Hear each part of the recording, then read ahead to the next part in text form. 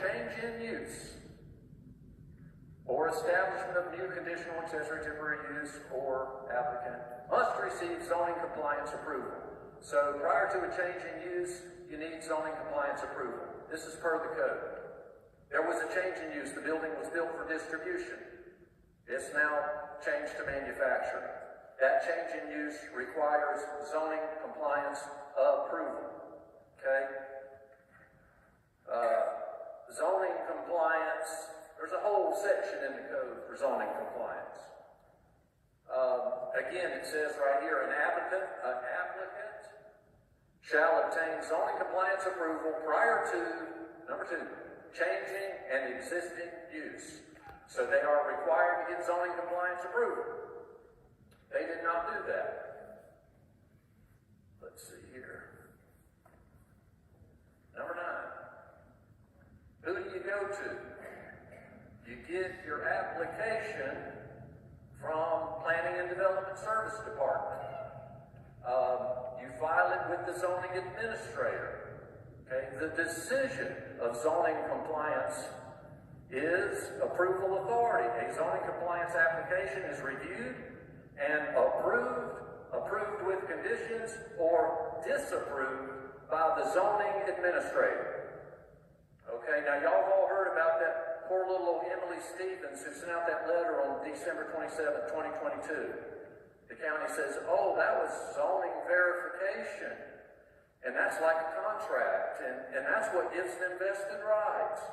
Well, the code says a zoning technician doesn't have the authority to give zoning approval. Zoning compliance approval is given by the zoning administrator. This process should have happened, and it didn't. I'll let you ponder on why.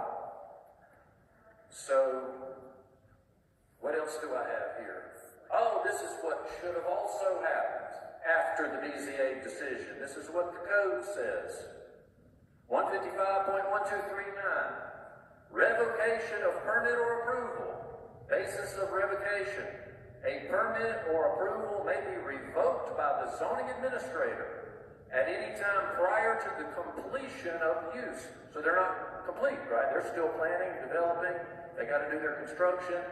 So as long as before they're complete, a permit could be revoked if these 4 reasons, any one of these. It says if the administrator determines that one or more of the following conditions is present. Number 3, that the permit was issued in error. What did the BZA say on May the 9th? The interpretation was an error. Staff erred in their interpretation. All right, number 4, that any of the provisions of this chapter are being violated. Well, we just read the no fumes and the definition. There's things that are being obviously violated. So, again, all this is up here for you. I'll close with my Jeff Foxworthy interpretation. If you need a specialty contractor to do heavy industrial construction, you might be heavy industrial.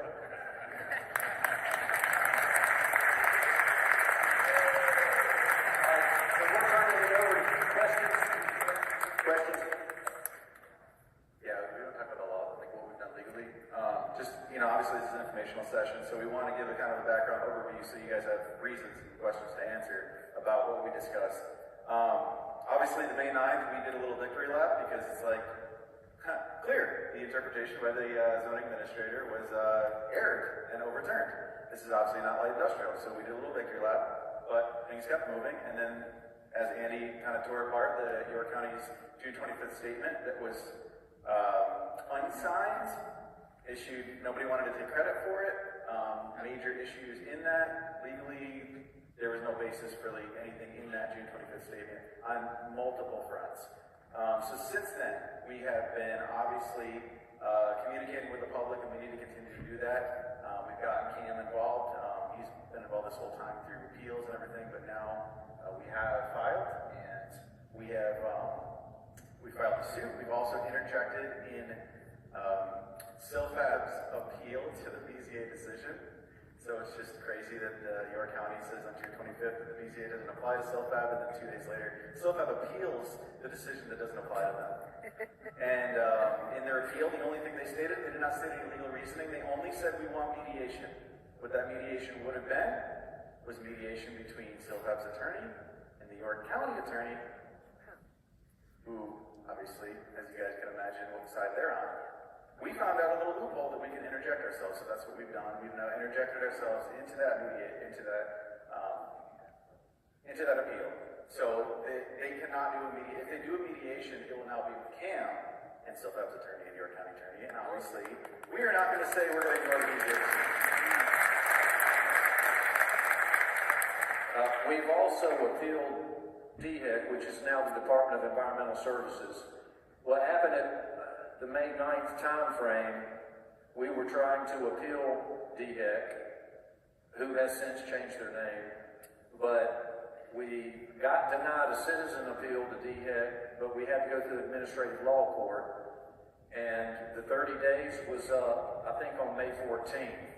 So when we won on May 9th, we thought, no need to appeal DHEC, right?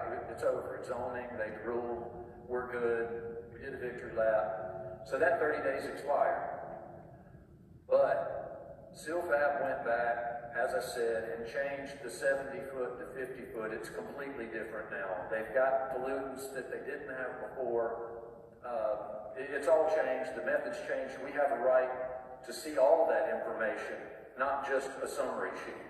We want to know how, we want to investigate it like we did the first time and study it and understand it.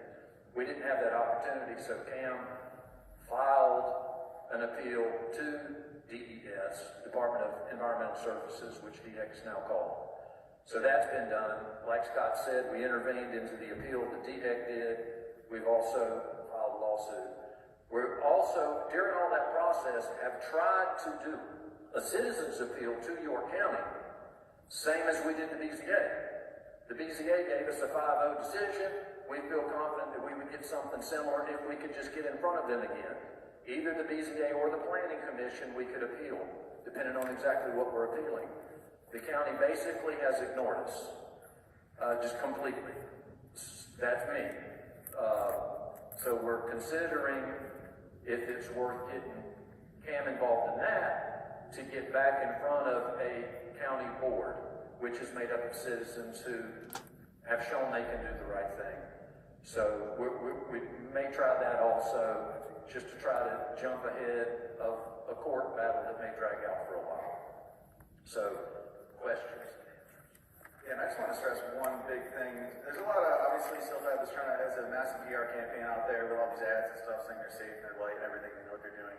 I want to stress why I'm involved, why we're involved, and why y'all are all here, and why this is such a big deal.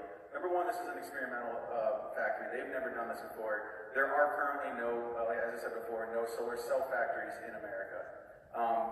As you can read on the sheet, the ones that do exist, the one in Atlanta and the ones in China, there's frequent accidents. A lot of people say about, people protest at the gas station and there's a nuclear site. Based on the research and based on the numbers, when you calculate the number of solar cell factories in the world, the number of nuclear facilities, the number of gas stations, you look at how many accidents occur per number. Solar cell factory accidents are it's not even in the same ballpark. There's literally about an accident a year at solar cell factories, so it's extremely high. The other big thing on this sheet here, at the back, the error is already made. Silfab has multiple OSHA violations on their solar module factories, which do not require hazardous chemicals. They also have dozens of safety complaints by employees on Indeed. Also, there's been many mistakes that we have found. One of the clearest ones is their chemists, our chemists, we have a chemist here in this room, professional chemist. He found that the molecular weights on their DHEC submissions of chlorine and calcium chloride were just completely wrong. You can Google it yourself. You can Google the molecular weight of those two chemicals, and you can see it's just wrong. What other mistakes have they made? What other errors have they made? Obviously, if they make errors when it comes to bringing in selenium or hydrogen fluoride, that's where catastrophe happens. And if there's already a lot of accidents in other facilities and we're finding errors, obviously the other issue here is DHAC, how DHAC has just gone through a major change. I personally don't trust DHAC. We found errors in the VOC numbers, Andy's found, and now they're internally going through all this change. Do we really want to trust the safety of our town with a compliance organization that is now going through internal changes, completely rewriting what they do? So, again, there's a lot of, this is a tangled web, but there are so many issues with this. So, I just wanted to stress that. And now, if y'all have questions, we want to open up to questions. There was a mic up here at the front, and we can just take it one at a time.